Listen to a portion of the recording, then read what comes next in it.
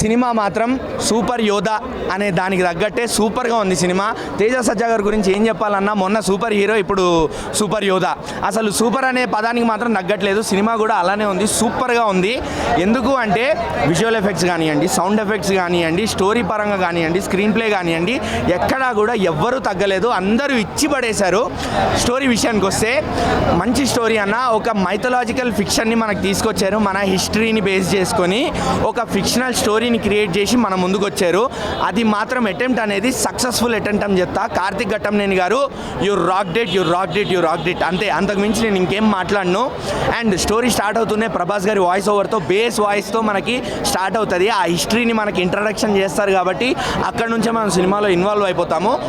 Maybe ఒక negative ఏంటి అంటే సినిమా మాస్ జనాలకు కొంచెం ల్యాగ్ అనిపించచ్చు, బట్ అది ల్యాగ్ కాదు. స్టోరీ అనేది మెల్లగా వెళ్తుంది, నరేషన్ స్లో ఉండే అంతే తప్ప అది ల్యాగ్ మాత్రం కాదు అన్న. విఎఫ్ఎక్స్ అన్న, ఎంత బ్యూటిఫుల్ విఎఫ్ఎక్స్ అన్న. సినిమా చూసి విఎఫ్ఎక్స్ ఇంత అరే ఇలా ఉండాలి రాబే, ఇంత సాటిస్ఫాక్టరీగా ఉండాలి విఎఫ్ఎక్స్ అనిపిస్తుంది అన్న సినిమా చూస్తే.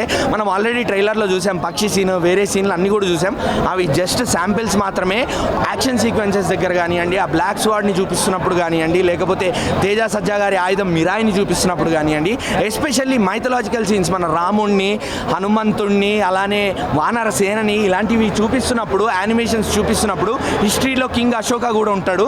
సో ఇవన్నీ చూపిస్తున్నప్పుడు విఎఫ్ఎక్స్ అనేవి ఎంత బ్యూటిఫుల్గా ఉన్నాయి. ఇలా ఉంటే కదా రాబోయే స్టోరీ మనకి ఇంకా బాగా ఎక్కుతుంది అనిపిస్తుంది. అంత బాగుండే విఎఫ్ఎక్స్ అనేవి మాత్రం. అండ్ ఇలాంటి స్టోరీ, ఇలాంటి స్క్రీన్ ప్లే మనం చూస్తున్నప్పుడు బీజిఎం అనేది చాలా ఇంపార్టెంట్. సాంగ్స్ కానివ్వండి, బీజిఎం కానివ్వండి అన్న, టూ గుడ్. ఈ బీజిఎం వల్ల సినిమాలో మనం ఇంకొంచెం ఇన్వాల్వ్ అవుతాము. ఆ మైథలాజికల్ సీన్స్ అనేవి ఇంకొంచెం కనెక్ట్ అవుతాయి. ఆ యాక్షన్ సీక్వెన్సెస్లో ఇంకొంచెం ఇన్వాల్వ్ అవుతాం. సో బీజిఎం కూడా top notch. One important thing ఏంటి అంటే జనాలు లేచి వెళ్ళిపోతున్నారు. టైటిల్స్ పడంగానే, ఎండ్ టైటిల్స్ పడంగానే లేచి మాత్రం వెళ్ళిపోకండి. ఒక మంచి సర్ప్రైజ్ ప్లాన్ చేశారు. పోస్ట్ క్రెడిట్ సీన్ ఉంది. సినిమా మార్వెల్, డీసీ లాగానే మీకే అర్థమైపోద్ది. క్లైమాక్స్ చూస్తే ఒక అన్ఫినిష్డ్ క్లైమాక్స్ అది. సో అన్ఫినిష్డ్ క్లైమాక్స్ అయిపోగానే మీరు లేచి వెళ్ళిపోకండి. పోస్ట్ క్రెడిట్స్ కోసం వెయిట్ చేయండి. మంచి సూపర్ పోస్ట్ క్రెడిట్ సీన్ ఇచ్చారు.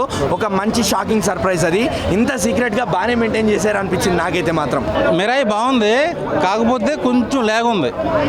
ఒక్క ల్యాగ్ సీన్స్ అనేవి లేకపోయి ఉంటే సినిమా 1000 కోట్లు 2000 కోట్లు కొట్టేది. ప్రభాస్ గారు క్యామియో కొంచెం ఎక్స్పెక్ట్ చేశా, అది లేదు. వాయిస్ ఓవర్తో సరిపెట్టేశారు. సో ఓవరాల్గా సినిమా బాగుంది, కాకపోతే కొంచెం ల్యాగ్ ఉంది. హనుమాన్ సినిమా బ్లాక్ బస్టర్, ఇది కొంచెం తగ్గింది మిరాయి. మిరాయి సినిమా చూసినా ఇప్పుడే అమ్మ తోడు చెప్తున్నా. ఈ సినిమా మాత్రం కల్కి సినిమా, అదేవిధంగా మన హనుమాన్ సినిమా, అక్కడి నుంచి స్క్రీన్ ప్లేలు కొద్దిగా దొంగతనం చేసి ఈ సినిమాలో పెట్టడం జరిగింది.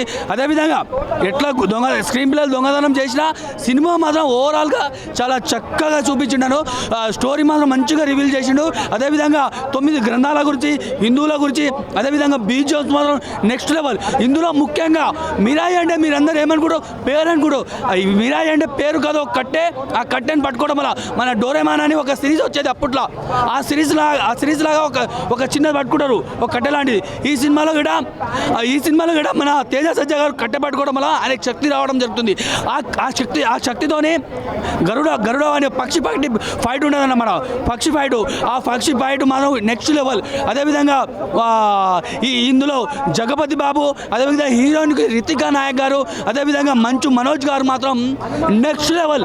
మంచు విష్ణు కూడా పనికిరాడు ఈ మంచు మనోజ్ తర్వాత, మంచు మనోజ్ యాక్టింగ్లో. బాహుబలిలో రానా గారు అయితే మీరాయికి 100%, 99% మంచు మనోజ్ గారి సినిమా ఒక ఎత్తు తీసుకోపోయింది అని చెప్తున్నా. ఈజీగా పెద్ద ప్రొడ్యూసర్లు పెద్ద సినిమా వాళ్ళకు మీరు 400 కోట్లు 500 కోట్లు 600 కోట్లు పెడతారు. 60 కోట్లు పెట్టి మంచి క్వాలిటీ సినిమా మిరాయి సినిమా. నిజంగా చెప్తున్నా, ప్రామిస్గా అమ్మతోటి చెప్తున్నా.